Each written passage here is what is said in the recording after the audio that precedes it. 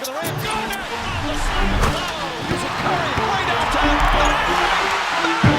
Oh, what a shot from Curry. Well, the silver lining in there being a constant disparity between the East and West is, well, at least I don't really have to wait for the East play-in to finish to make their prediction video. Yeah, it's kind of obvious with the 1 and 2 seeds there. However, we did get some interesting middle bracket matchups in the Knicks and Pistons and Pacers and Bucks. So today I'm going to make my Eastern Conference predictions. When the play-in officially works itself out for the West, I will drop the West predictions right after.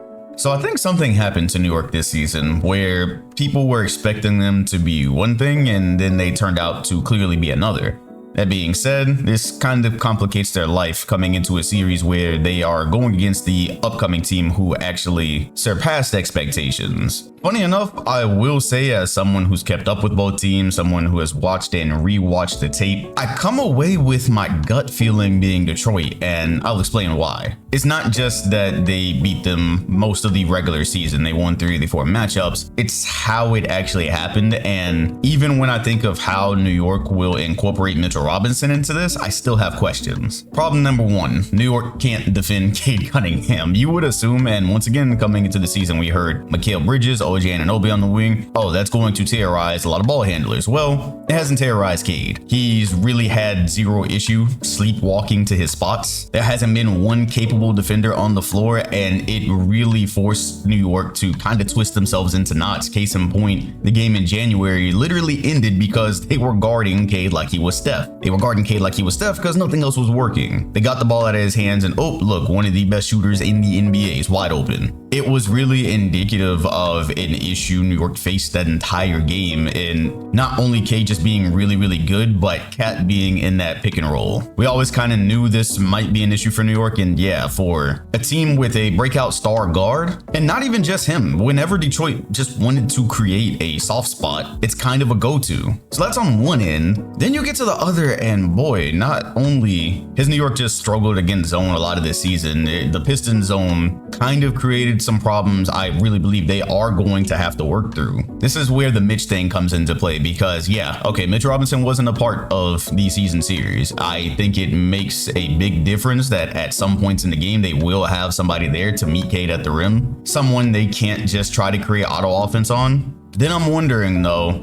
New York trying to defeat zone, one of their best options is to have the floor spread, have Cat out there. You beat it from the perimeter. And so if you throw Mitch into some lineups with Cat so you can kind of have best of both worlds, does that really help if they're having trouble scoring on the other end? Or if it's making the offense stagnant? These are the reasons I would worry if I was New York, and why I would advise against if you haven't paid any attention to Detroit basketball all season, just saying and looking at the rosters and going, oh, this should be easy. New York, this should just be a quick series. I don't think it's going to be a quick series. That being said, I'm still going to pick New York. So I did this a little bit backwards. I told you why I think it'll actually be a good series and why Detroit does have the tools to pull out some games. My issue is we're now in playoff basketball. Guys are planned for meticulously. And when I think about what would have to happen for the Pistons to win 4 games against a team I think is better than them, Cade would have to immediately walk into the playoffs and just consistently cook.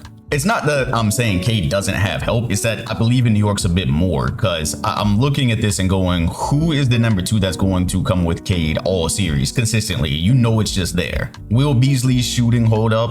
Who else are you going to be able to depend on if he just starts having an off night? If some of the looks aren't going? What if the Mitchell Robinson addition really does change things? And now when they run the PNR or when Cade is getting downhill, he's actually seeing a body. He's actually seeing outstretched hands. The looks are a bit more difficult. But even then, with that Mitch addition, okay, the Pistons still can go small and they can still be good defensively while small. They can still give New York trouble, especially with a lineup that can switch, that can rotate quickly. Then again, the Knicks can go small as well to match that. But now, once again, you are looking at Cade being unleashed. I don't know, it's going to be competitive, but I'm still just looking at Brunson's track record. We know what he's like when he gets on a heater. And I still am depending on him being able to find his spots and commanding enough attention that it opens up shots. In one of the games they played during the regular season, I believe Bridges had around 6 or 7 3-pointers. Defense was coming off of him, much like they probably will do in the playoffs. It's not a necessity. Modern defenses just can't be everywhere at once. And so that's why I still say I believe in New York's tier, where I actually have them versus teams like the Pistons. I don't have them as an actual contender, but I still think they are better than your average or normal team. And to give Detroit 4 wins, I'm having to make too many leaps. I'm having to go, Cade is just going to walk in and basically average 30. The shooting is just flat out going to be there. They're going to be able to pull out enough defensive masterclasses to slow down Brunson, not give up buckets elsewhere, or not give up some hot shooting like the Cat. It's just, I just have to do too many things to get 4 wins. I can definitely get to 2. I think it's going to be competitive. I think a lot of people are going to be surprised because obviously Detroit would be a team the national media has been telling fans to just not care about it. Obviously Detroit is almost never good, so I doubt a lot of people watch them. As they pertain to New York though, they definitely have a game plan to make life tough. That's what I'm saying. I still just believe New York has more chances and more advantages to create than Detroit will have throughout the course of a series. So I'm gonna go Knicks in 6, and I'm going to theorize it's going to be a very fun series. Oh, and now we are back once again for another round of Pacers Bucks, where Milwaukee is missing crucial pieces. Yeah, I don't want to say the series just comes down to that. Milwaukee's been good. Giannis has been even better. Permanently underrated at this point, I would say, for some of the things he's done versus the amount of coverage he actually gets. I think this is even reflected in the view sheet that the NBA just posted. Regardless, yeah, they're in an uphill battle here.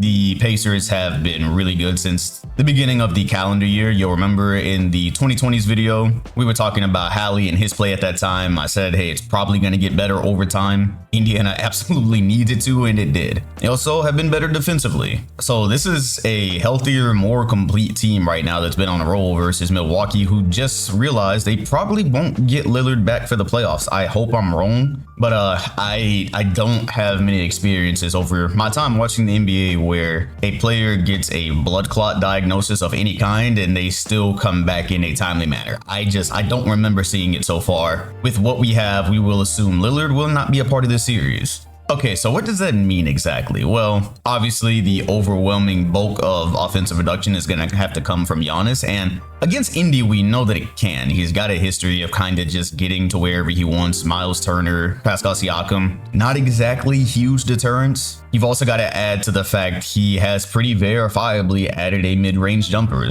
It was improved this season. So I'm not really concerned about how Giannis is going to score. I could easily see it being a series he averages over 30 in. I am concerned about what happens outside of that in the context of a playoff series where the other side knows, hey, this is what we've got to worry about. So if you're Indy, how do you approach it? Do you want Giannis to be able to go in and kind of do what he wants while assuring nobody else gets off? Because the Pacers don't strike me as a team this year one man can beat. And that's what causes me to ask. Yeah, as the Pacers, do you just kind of stay in that comfort zone where Giannis is hurting you, but you also aren't coming off of shooters? Brook Lopez is not spacing and hitting. Someone like Kevin Porter doesn't come and join him. Cause stopping Giannis just isn't really, I don't know if that's realistic. But even if you don't, once again, it's like without Lillard, who can you consistently say is coming with him every night throughout this series? I don't know if you can point to a number 2 and say, yeah, it's him all the time. It's going to be him. So on top of being offensively shorthanded for this series, you also ask how many ways do they have to stop what Indiana's going to do? Are they going to be able to effectively slow down Reese?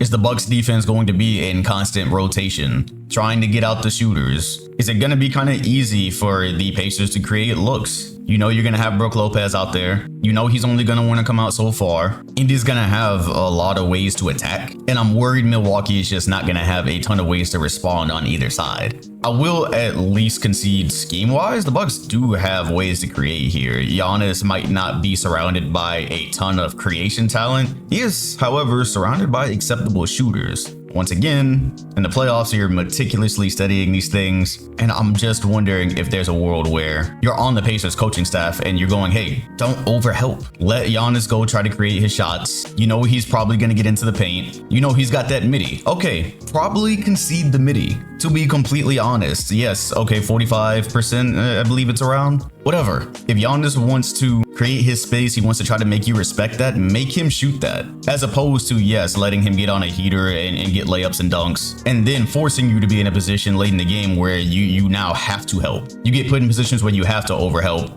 Now you're getting hit in the head by corner threes. Yeah, as I'm talking through it, I just like what I've seen too much from Indiana. if this was a situation where the Bucks had Dame and now you're going, all right, where are we putting Reese on defense? How does that make things tough? It's not really an element here. To believe Milwaukee would win, I would just wholeheartedly have to believe they are going to force Indiana to open up these shooters. And maybe a Kevin Porter is going to have some really good on-ball creation for the duration of a series. To beat a team who has options to guard the perimeter, you've got Nembhard out there. A team who has options offensively. I think this is going to be a great statistical series for Giannis. But unless Milwaukee is forcing those shooters open and they're all hitting, I don't see it for them. I'm going to go Indiana in 6. And so, yeah, as discussed at the beginning of the video, I don't believe any assortment of East play-in results is going to result in a series that really needs a ton of attention. I mean, the only series here which would even be remotely interesting to me was if the Magic got the Celtics. I still think the Celtics handedly win.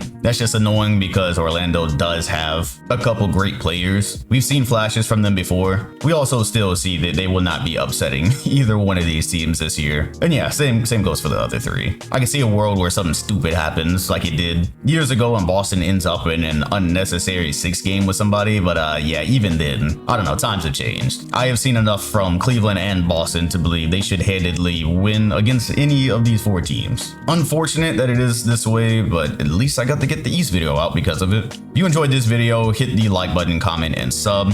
Let me know which predictions you do or don't agree with. And yeah, catch us on playback this season. We use it every year. We heighten it throughout the playoffs. And this is looking like it's going to be an incredible postseason. Appreciate you all watching, and I'll see you on the next one.